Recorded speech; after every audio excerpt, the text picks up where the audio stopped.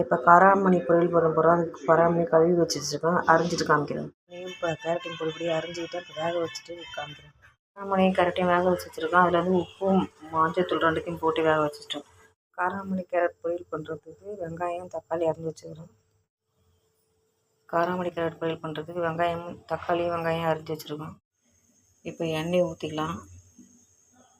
கடுகு போட்டுக்கிறோம், கருவேப்பிலை போட்டுக்கிறோம், தக்காளி போட்டுக்கிறோம். இதெல்லாம் நல்லா வதக்கிட்டிங்கன்னா ஒரு தக்காளி ஒரு வெங்காயம் போட்டுருக்கணும். உப்பு போட்டுக்கிறேன், 1 ஸ்பூன் தனி மிளகாத்தூள் போட்டுக்கிறேன். இது போல் வதக்கிக்கிங்க. வச்சுருக்க காயை எடுத்து போட்டுக்கலாம். இதை நல்லா கிளறிட்டு கிண்டிட்டு காமிக்கிறேன் உங்களுக்கு. நல்லா இது போல் நல்லா கிளறிக்கிங்க.